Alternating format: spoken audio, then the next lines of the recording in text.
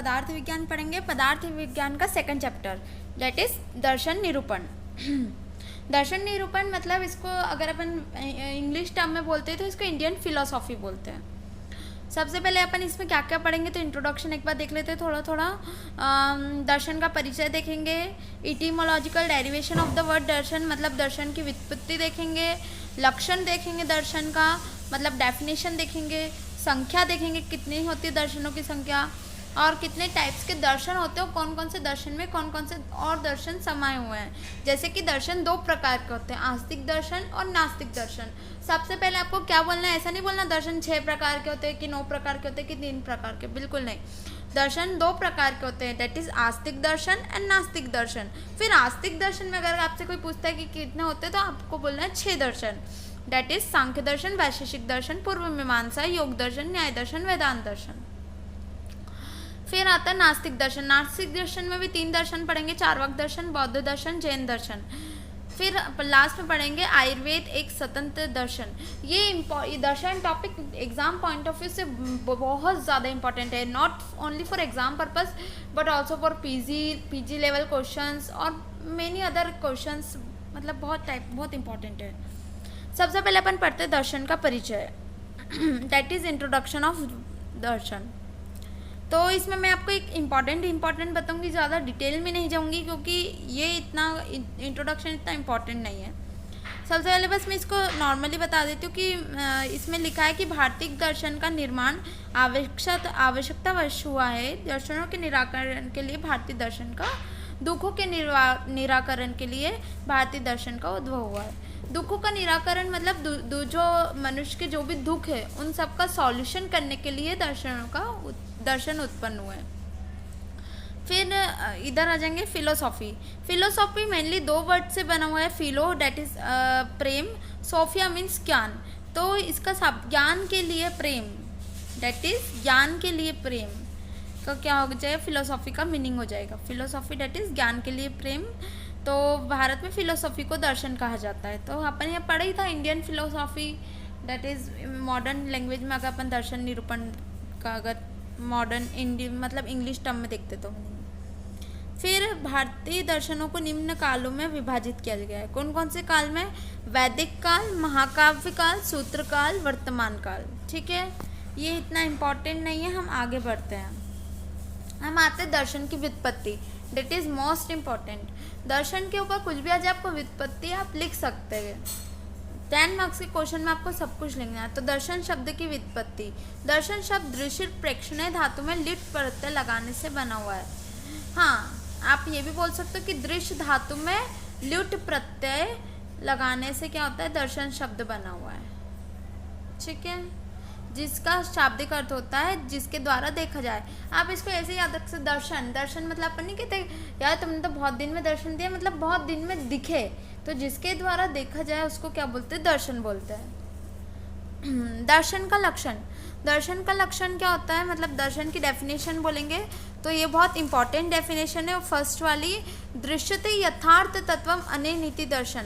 एक second definition लिखिए, दृश्यते ही अनिनिति दर्शनम। ये इतनी सही डेफिनेशन नहीं है जितनी कि फर्स्ट वाली है। दृश्यते यथार्थ तत्वम अनिनिति दर्शनम मतलब जो शास्त्र यथार्थ तत्व को समझने का दृष्टिकोण प्रदान करता है उसे दर्शन कहते हैं। यथार्थ तत्व मतलब सच्चाई को देखने का, जो समझने का, जो सच है, जो दिख रहा है उसको समझने का जो दृष्टिकोण प्रदान करता है उसे दर्शन कहते हैं। फिर आते क्या अपन दर्शनों की संख्या। तो दर्शनों की संख्या सर्वदर्शन संग्रह नामक ग्रंथ में कुल 16 भारतीय दर्शनों का वर्णन है। मोस्ट इम्पॉर्टेंट क्वेश्चन है, 16 भारतीय दर्शनों का वर्णन किसमें है, सर्वदर्शन संग्रह नामक ग्रंथ में। बहुत इम्पॉर्टेंट क्वेश्चन है ये, अभी के लिए नहीं, पीजी लेवल के लिए से। तो इसके चारवाक, जैन, बौद्ध, सांख्य, योग, वैशेषिक, न्याय, पूर्व मीमांसा, उत्तर मीमांसा, शैव, रामानुज, पूर्ण प्रज्ञा, नाकुलिश, पाशुपत्य, प्रत्यभिज्ञा, रसेश्वर, पाणिनि, ऐसे करके 16 भारतीय दर्शन है। फिर क्या बताया, भारतीय दर्शनों का उत्पत्ति क्रम निश्चित करना कठिन है। भारतीय दर्शनों का मूल स्रोत वेद है। दर्शनों को दो भागों में बांटा गया है। देखो मैंने बोला था ना, दो भाग में बांटा गया है, डैट इज आस्तिक दर्शन और नास्तिक दर्शन। आस्तिक दर्शन क्या होता है, जो वेदों को, मतलब आस्तिक, अपन किसी को आस्तिक क्यों बोलते हैं, नॉर्मली अपन भगवान से रिलेट करते हैं कि जो भगवान पे आस्था रखता हो उसे आस्तिक कहेंगे, या किसी भी गॉड पे आस्था रखने वाला आस्तिक। तो वैसे ही यहाँ पर भी क्या है, जो वेदों को मानता है, वेदों के प्रमाण को मानता है, परलोक मानने वाले, जो परलोक मतलब स्वर्लोक, स्वर्गलोक, नरकलोक, इन सबको मानने वाले, ईश्वर पर श्रद्धा रखने वाले, ये तो आते ही कर्म फल को मानने वाले, मतलब जो अपने कर्म किया है। वरना कुछ लोग नास्तिक तो क्या बोलते हैं, अरे भगवान भगवान कुछ नहीं होता, हम तो हमारे कर्म कैसे भी कौन देख रहा है। बट जो कर्म फल को मानते हैं वो क्या सोचते हैं, नहीं यार हमें अच्छे ही कर्म करने पड़ेंगे तब जाके हमें मोक्ष की प्राप्ति होगी। तो वही है, कर्म फल को मानने वाले और आत्मा की देह से भिन्न सत्ता मानने वाले दर्शनों को आस्तिक दर्शन कहते हैं। मतलब आत्मा को जो कहते हैं, अपने शरीर में आत्मा भी रहती है। ये टॉपिक भी पदार्थ विज्ञान में बहुत इंटरेस्टिंग टॉपिक है, मैं आपको नेक्स्ट वीडियो में ज़रूर बताना चाहूँगी इसको बारे में। तो अभी अपन सिर्फ इसको मैं थोड़ा शॉर्ट में बता रही हूँ। आत्मा की देह से भिन्न सत्ता मानने वाले दर्शनों को आस्तिक दर्शन कहते हैं। इनकी भी संख्या 6 होती है आस्तिक दर्शनों की। कुछ लोग जैन और बौद्ध दर्शन को आस्तिक मानते हैं, क्यों? क्योंकि वे परलोक को मानते हैं, पर वह अवैदिक है। अपन ने क्या बोला, आस्तिक दर्शन अपन किसको बोल सकते हैं, जो परलोक को मानते हो, वेदों को मानते हो।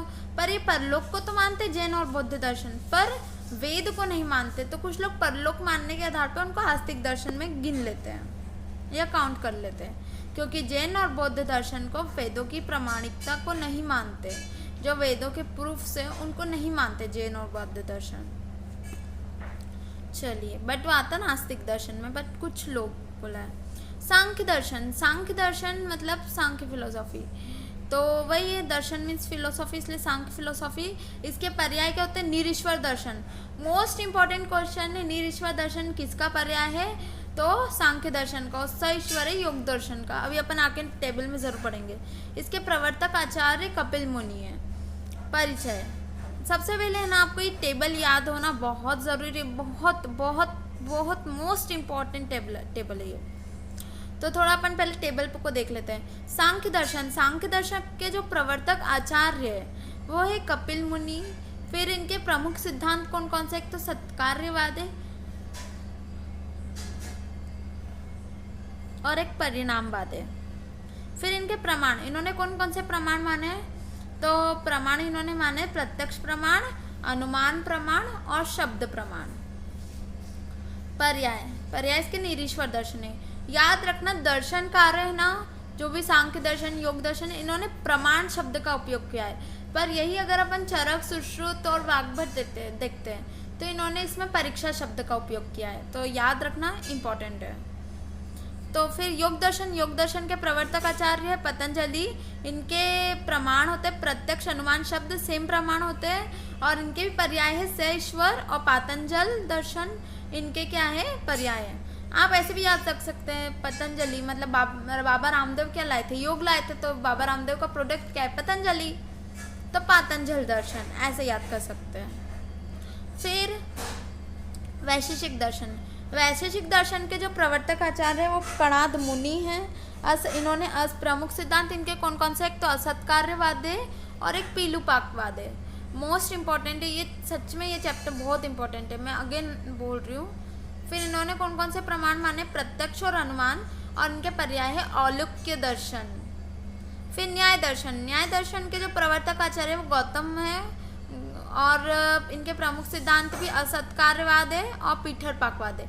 याद रखना, वैशेषिक दर्शन ने असत्कार्यवाद और पीलूपाकवाद दिया है, पीलूपाकवाद वैशेषिक ने, और न्याय दर्शन ने पीठरपाकवाद दिया है। फिर इनके प्रमाण कौन कौन से, तो इनके है प्रत्यक्ष, अनुमान, शब्द, उपमान, ये 4 प्रमाण दिए, और इनके पर्याय आन्वीक्षिकी, विद्या, तर्क विद्या। आप ऐसे याद रख सकते प्रमाण को, जैसे कि बाकी के स्टार्टिंग के 2 दर्शन ने तो कितने 2 प्रमाण मतलब 3 प्रमाण माने, थर्ड वाले ने 2 प्रमाण माने, बट यहाँ से देखिए उनकी काउंटिंग, फोर्थ वाले ने 4 प्रमाण माने हैं, फिफ्थ वाले ने 5 प्रमाण माने, और सिक्स्थ वाले ने 6 प्रमाण माने। ऐसे करके थोड़ा ट्रिक लगा के आप याद कर सकते हो। तो अपन इनके पर्याय क्या क्या देख लेते हैं। आन्वीक्षिकी, विद्या, तर्क विद्या। अब आता है पूर्व मीमांसा दर्शन। पूर्व मीमांसा दर्शन मतलब जैमिनी ने दिया था, इनके प्रवर्तक आचार्य जैमिनी है। इसके प्रमुख सिद्धांत है कर्म विपाकवाद। याद रखना, कर्म विपाकवाद इनका प्रमुख सिद्धांत है। फिर इनके प्रमाण है, जैसे कि मैंने बोला 5 नंबर पे, तो 5 प्रमाण होंगे। प्रत्यक्ष, अनुमान, शब्द, उपमान, अर्थापत्ति। फिर इनके पर्याय है मीमांसा और द्वादश लक्षणी। द्वादश लक्षणी इनका पर्याय मोस्ट इम्पॉर्टेंट है, और मीमांसा भी। फिर उत्तर मीमांसा दर्शन को ही वेदांत दर्शन कहा जाता है। इनके प्रवर्तक आचार्य व्यास मुनि है। व्यास मुनि को आप ऐसे याद रख सकते हैं कि व से व फॉर वेदांत, व फॉर व्यास मुनि एंड व फॉर प्रमुख सिद्धांत में विवर्तवाद। तो लास्ट वाला तो आई थिंक मैं आपको याद हो ही जाएगा, व से थोड़ा याद कर लीजिए। फिर इसके प्रमाण कौन कौन से? प्रत्यक्ष, अनुमान, शब्द, उपमान, अर्थापत्ति और अभाव। जैसा कि मैंने बोला था 6 नंबर पे तो 6 प्रमाण हो जाएंगे, जो स्ट्रिक्ट थी है। इसके पर्याय क्या है? वेदांत दर्शन। सब कुछ व से है, ठीक है। तो अब हम पढ़ते हैं थोड़ा सांख्य दर्शन के बारे में। तो सांख्य दर्शन का नाम क्या था? प्रवर्तक आचार्य क्या थे? कपिल मुनि थे। इनके प्रमुख सिद्धांत कौन कौन से थे? सत्कार्यवाद और परिणामवाद। और इनके प्रमाण कौन कौन से? प्रत्यक्ष, अनुमान, शब्द। और इनके पर्याय भी क्या है? निरीश्वर दर्शन बोलते हैं इसको, निरीश्वर दर्शन। अब इनका इंट्रोडक्शन देख लेते हैं थोड़ा। भारतीय संस्कृति में सांख्य दर्शन अत्यंत लोकप्रिय दर्शन रहा है एवं इसका अत्यंत ऊंचा स्थान है, ठीक है। ये थोड़ा आप तो मन से भी लिख सकते हैं। आस्तिक दर्शनों में सांख्य दर्शन एक अत्यंत प्राचीन और महत्वपूर्ण दर्शन है। ये इंपॉर्टेंट है। सांख्य शब्द का शाब्दिक अर्थ संख्या संबंधी और या फिर विश्लेषण है। जैसे कि आप जानते हैं सांख्य से क्या समझ रहे हैं अपन को? एक नंबर्स को क्या हिंदी में क्या बोलते हैं? संख्या। तो संख्या संबंधी या फिर विश्लेषण। तो सांख्य दर्शन ने सृष्टि उत्पत्ति का वर्णन अत्यंत बुद्धिगम्य रूप से किया है। इन्होंने सृष्टि उत्पत्ति का वर्णन बताया है। महाभारत की दार्शनिक पृष्ठभूमि में सांख्य दर्शन का महत्वपूर्ण स्थान है, ठीक है। बाकी तो ऐसे ही है। फिर आगे बढ़ते अपन। फिर इन्होंने क्या बोला? सांख्य दर्शन में सृष्टि की उत्पत्ति ईश्वर के द्वारा नहीं मानी गई है।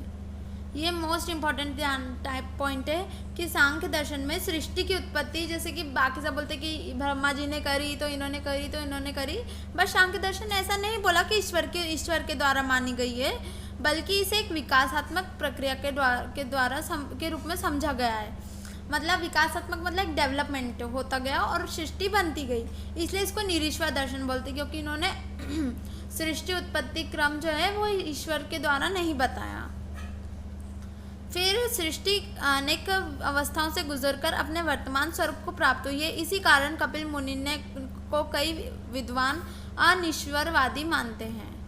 इसी कारण से उनको क्या मानते हैं? अनिश्वरवादी या निरीश्वर दर्शन मानते हैं। सांख्य दर्शन का अर्थ, जैसे कि अभी अपन ने पढ़ा था, सांख्य शब्द की निष्पत्ति संख्या शब्द से हुई है। संख्या शब्द में मतलब ख्या धातु में सम उपसर्ग लगा के, उपसर्ग पहले लगता है, प्रत्यय पीछे लगता है, तो सम उपसर्ग लगा के व्युत्पन्न हुआ है, जिसका शाब्दिक अर्थ होता है सम्यक ख्याति। ख्याति मतलब प्रसिद्धि भी बोल सकते हैं। तो संख्या शब्द का गणनार्थक संख्या भी लिया जा सकता है। संख्या शब्द गणना एवं ज्ञान दोनों का वाचक है। प्रकृति पुरुष के ज्ञान का उपदेश देने एवं तत्वों की संख्या 24, ये मोस्ट इम्पॉर्टेंट पॉइंट है। प्रकृति पुरुष के ज्ञान का उपदेश देने एवं तत्वों की संख्या 24 निर्धारित करने के कारण भी इन्हें सांख्य कहा जाता है, ठीक है। इन्होंने प्रकृति जो भी मतलब संख्या है, तत्वों की संख्या वो 24 निर्धारित करी, इसलिए इन्हें संख्या शब्द से सांख्य कहा गया है। सांख्य दर्शन के अपन को आवश्यकता कहाँ पड़ती है? तो सांख्य दर्शन के सभी तत्व योग दर्शन में ज्यों के त्यों मान लिए गए। मतलब नेक्स्ट जो दर्शन है योग दर्शन, उनमें ऐसा बताया कि सांख्य दर्शन के ऐसे मतलब एज इट इज़ मान लिए गए। अतः कुछ लोग प्रश्न करते कि योग दर्शन ने ऐसे पृथक सांख्य दर्शन को मानने की क्या आवश्यकता है? फिर अगर जब एज इट इज़ बता दिया है तो इसको अलग से बढ़ाने की क्या ज़रूरत है? क्यों भैया हम पे वर्डन बढ़ा रहे हो? तो इन्होंने क्या बोला? विषय एक होने पर भी दोनों दर्शनों के साधनों में भिन्नता है। योग दर्शन में योगज ज्ञान को ही मुक्ति का प्रयोजक माना है, जबकि सांख्य दर्शन में पंचविंशति तत्वों का ज्ञान ही मोक्ष का कारण बताया है। तो इन्होंने क्या बोला कि मतलब दर्शनों के साधनों में भिन्नता है, कि अपन मोक्ष की प्राप्ति करने के लिए किसको बोल रहे हैं, योगज ज्ञान को ही, अपन योगज ज्ञान से ही अपन मोक्ष की प्राप्ति कर सकते हैं या मुक्ति का प्रयोजक माना गया है। जबकि सांख्य दर्शन में पंचविंशति मतलब 25 तत्वों का ही ज्ञान मोक्ष का कारण बताया गया है। योग दर्शन क्रिया प्रधान है और सांख्य दर्शन क्या प्रधान है, ज्ञान प्रधान है। ठीक है, फिर आता है क्या, अपन आते हैं सांख्य दर्शन के प्रमुख सिद्धांत। तो सांख्य दर्शन ने 3 प्रमुख सिद्धांत दिए, कौन कौन से, एक तो त्रिविध दुख निवारण। तो त्रिविध दुख निवारण ये मोस्ट इंपॉर्टेंट है, प्लीज इसको रीड आउट कर लीजिएगा, एग्जाम में बहुत बार क्वेश्चन पूछा गया है। सांख्य दर्शन का मुख्य प्रयोजन त्रिविध दुख का निवारण करना है। त्रिविध दुख क्या क्या होता है, अधिभौतिक, अधिदैविक और आध्यात्मिक दुख। तो अधिभौतिक जैसे कि नाम से समझ पड़ रहा है, भौतिक द्रव्यों से जो दुख या पीड़ा उत्पन्न होती है उसे अधिभौतिक कहते हैं, मतलब पशु, शस्त्र आदि से उत्पन्न पीड़ा को। अधिदैविक, तो दैविक मतलब दैवी प्रकोप से जो उत्पन्न हुआ उसे अधिदैविक कहते हैं, जैसे कि भूकंप, अर्थक्वेक, बिजली गिरना, ये सब क्या है, अधिदैविक दुख है। बाढ़ आना, ये सब अपन बोल सकते हैं। और अभी आपने पढ़ा होगा या नहीं पढ़ा होगा, आई डोंट नो ये, बट अगर अपन अधिभौतिक को देखते तो ये प्रज्ञापराध है, अधिदैविक को देखते तो ये अधर्म के कारण होता है। कहते हैं ना अधर्म बढ़ गया इसलिए भगवान नाराज हो गए, ऐसा आप लोग सुनते होंगे वर्ड्स, तो वही है। आध्यात्मिक दुख मतलब जो शारीरिक और मानसिक कारणों से उत्पन्न जो दुख होता है उसको आध्यात्मिक दुख कहते हैं। इन तीनों दुखों का निवारण सत्तत्व ज्ञान से प्राप्त होता है। यह आत्म इंद्रियार्थ संयोग के कारण होता है।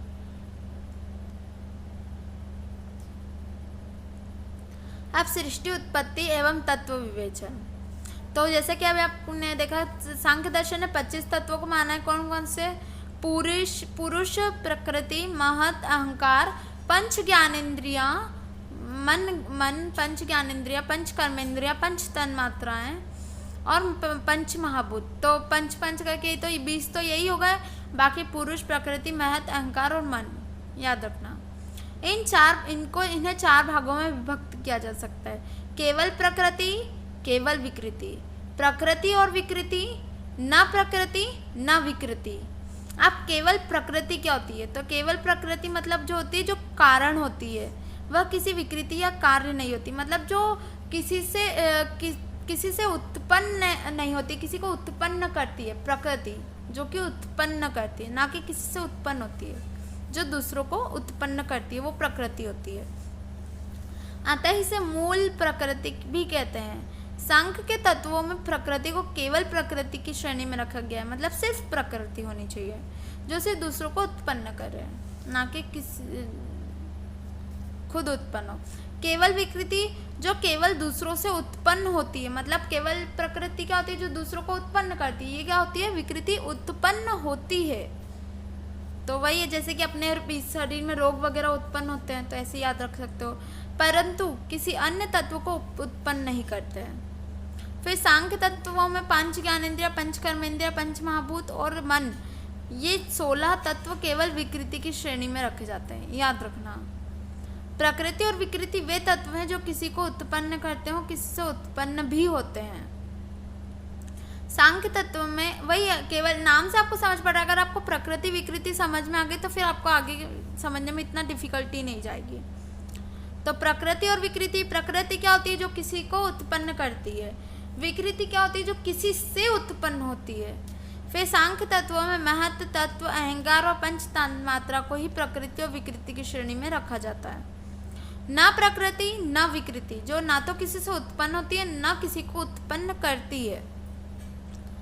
फिर आते क्या सांख्य तत्वों का विवरण, मतलब केवल प्रकृति, केवल प्रकृति इसमें तत्व प्रकृति है, संख्या 1 है, संज्ञा इसको अव्यक्त की संज्ञा दी है। केवल विकृति मन, पंच ज्ञानेन्द्रिय, याद रखना केवल विकृति में क्या क्या आएगा, मन आएगा, पंच ज्ञानेन्द्रिय आएंगी, पंच कर्मेंद्रिय आएंगी, पंच महाभूत आएंगे, सारे पंच पर पंच तन्मात्रा नहीं आएगी, याद रखना। केवल विकृति में पंच महाभूत है ना कि पंच तन्मात्रा है।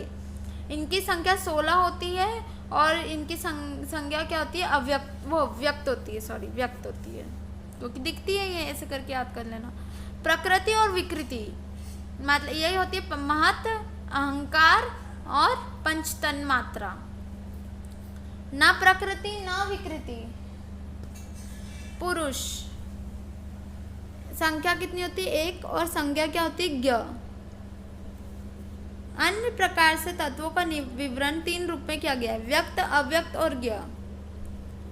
ठीक है, ठीक है, बाकी तो आप पढ़ लेंगे। उसके बाद सृष्टि उत्पत्ति क्रम। सृष्टि उत्पत्ति क्रम में मैं आपको सिर्फ ये फ्लो चार्ट से समझाना चाहूँगी मेनली, ये इसको याद कर लीजिए, बाकी आपका सब सही है। सांख्य दर्शन अनुसार सृष्टि उत्पत्ति क्रम, इन्होंने ईश्वर को सृष्टि उत्पत्ति क्रम नहीं माना, इन्होंने विकासात्मक मानी है। तो प्रकृति प्लस पुरुष क्या होगा? महत को उत्पन्न करेंगे। महत से अहंकार की उत्पत्ति होती है। फिर अहंकार 3 टाइप का बताया गया यहाँ पे, सात्विक अहंकार, राजस अहंकार और तामस अहंकार। जैसे कि 3 गुण नहीं होते, सत्व गुण, रज गुण और तम गुण, वैसे ही सात्विक अहंकार, राजस अहंकार और तामस अहंकार भी होता है। सात्विक अहंकार और राजस अहंकार पंच ज्ञानेंद्रिया, पंच कर्मेंद्रिया और मन या फिर उभय इंद्रिय को क्या करते हैं? उत्पन्न करते हैं। फिर राजस अहंकार और तामस अहंकार, ये दोनों मिलके शब्द तन्मात्रा, तन्मात्राओं से मतलब पंच महाभूत की उत्पत्ति होती है। तो शब्द तन्मात्रा, स्पर्श तन्मात्रा, रूप तन्मात्रा, रस तन्मात्रा, गंध तन्मात्रा। तो शब्द से आकाश महाभूत, स्पर्श से वायु महाभूत की उत्पत्ति होती है, रूप तन्मात्रा से अग्नि की उत्पत्ति होती है। अग्नि मतलब इसलिए बोला क्योंकि रूप मतलब आप आंखों से किसी का चेहरा देखते हैं या कुछ भी देखते हैं, कुछ कोई सा भी क्या देखते हैं, स्ट्रक्चर वगैरह देखते हैं, वही रूप देखते हैं उसका। तो क्या रहता है, वो आंखों की मदद से देखते, तो आंखों में तेज महाभूत रहता है। तो इसे करके आप याद कर सकते हैं कि अग्नि महाभूत रहेगा। रस तन्मात्रा मतलब जल महाभूत, रस अपने सलाइवा जो रहता है उसमें मैक्सिमम वाटर ही रहता है। गंध तन्मात्रा मतलब स्मेल, स्मेल में पृथ्वी महाभूत रहता है। तो वही है, ये इसको याद करना बहुत ज़रूरी है। अगर आपसे कोई पूछ ले कि पंच महाभूतों की उत्पत्ति कैसे हुई, तो आप ये बता सकते हैं, ये चार्ट पूरा बहुत सही है। उसके बाद अगर आपसे कोई पूछ ले सृष्टि उत्पत्ति क्रम, तो उसमें भी बहुत इंपॉर्टेंट है। फिर 3 अहंकार की उत्पत्ति कैसे हुई, तो वो भी आप इससे बता सकते हैं। तो बहुत सी चीज़ें हैं जो आप इससे प्रूफ कर सकते हैं। फिर प्रकृति और पुरुष में साधर्म्य, मतलब प्रकृति और पुरुष में क्या समानता है, ये भी मोस्ट इम्पॉर्टेंट क्वेश्चन है, प्लीज़ इसको याद कर लेना। दोनों आदि और अंत रहित है, मतलब ना तो जिनकी कोई शुरुआत होती है ना ही जिसका कोई अंत होता है। तो प्रकृति की भी शुरुआत नहीं होती, ना अंत होता है, ना पुरुष की शुरुआत होती है ना अंत होता है। फिर दोनों निराकार है, मतलब जिसका कोई आकार नहीं है। तो दोनों सर्वगत है, मतलब हर जगह प्रेजेंट है। प्रकृति और पुरुष में वैधर्म्य मतलब डिसिमिलरिटी, ये भी इम्पॉर्टेंट है। तो प्रकृति और पुरुष, प्रकृति एक होती है, पुरुष अनेक होते हैं। प्रकृति त्रिगुणात्मक होती है, पुरुष त्रिगुणात्मक नहीं होता है। प्रकृति अविवेकी है, पुरुष विवेकी है। प्रकृति में विषयत्व है, पुरुष में विषयत्व नहीं है। त्रिगुण होते सत्व रज तम, याद रखना। प्रकृति में सामान्यत्व है, मतलब जनरली सब में होती है, पुरुष में सामान्यत्व नहीं है। प्रकृति में चैतन्यत्व नहीं है, मतलब आत्मा नहीं है प्रकृति में, जबकि पुरुष में, पुरुष मतलब यहाँ पे स्त्री पुरुष दोनों की बात हो रही है, सिर्फ मेल नहीं, पुरुष सब ह्यूमन, सारे ह्यूमंस की। पुरुष में चैतन्यत्व है, अपन बोलते हैं ना मनुष्य में आत्मा होती है, वही। प्रकृति प्रसव धर्मी है, जबकि पुरुष अप्रसव धर्मी है। प्रकृति अमध्यस्थ धर्मणी है और पुरुष मध्यस्थ धर्मी है। ठीक है, तो इसको याद कर लीजिएगा।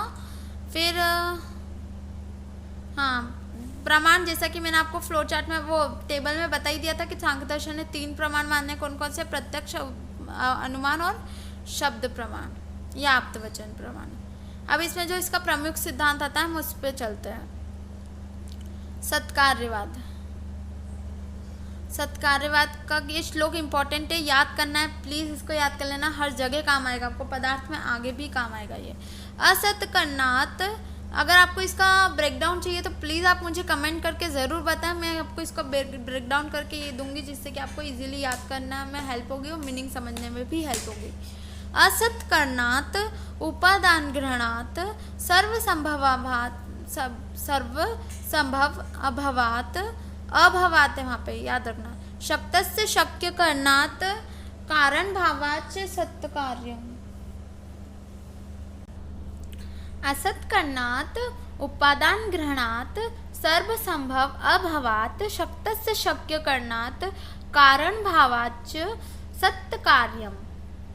मतलब सत्कार्यवाद के बिना अनुसार बिना कारण के कार्य की उत्पत्ति नहीं हो सकती। मतलब अगर तुमने गिलास गिराया तो उसके पीछे भी कोई ना कोई कारण हो सकता है। मतलब तुम्हारी या तो ठोकर लगी होगी, ऑब्वियस से आते, या तुमने जान करके गिराया होगा।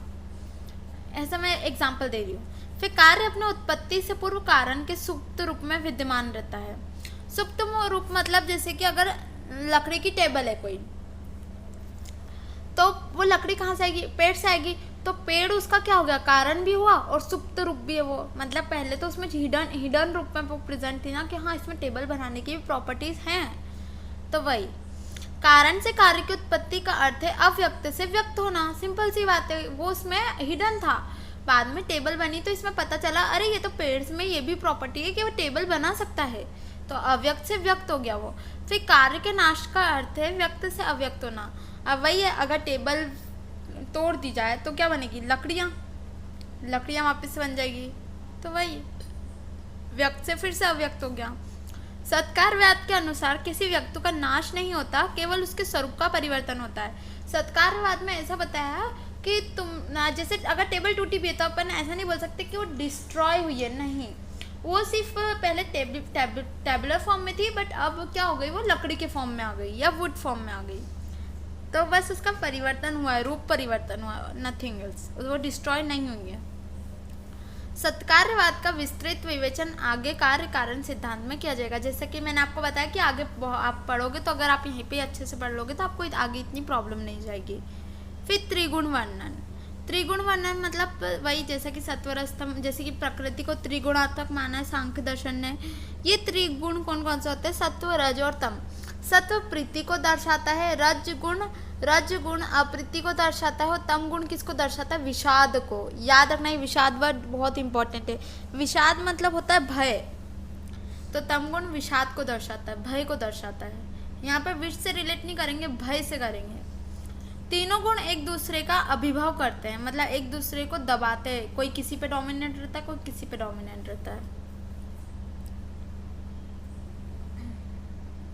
बस फ्रेंड्स, आज हम सांख्य दर्शन का ही पढ़ेंगे, तो चलिए मैं आगे पढ़ाती हूँ। फिर एक दूसरे में आश्रित होते हैं, एक दूसरे को उत्पन्न करते हैं और साथ साथ रहते हैं तीनों गुण। ठीक है, हमेशा साथ रहते हैं। मतलब कोई डोमिनेंट रहेगा, कोई रेसेसिव रहेगा, पर रहेंगे तीनों ही। फिर उसके बाद ये इतना इम्पोर्टेंट नहीं है।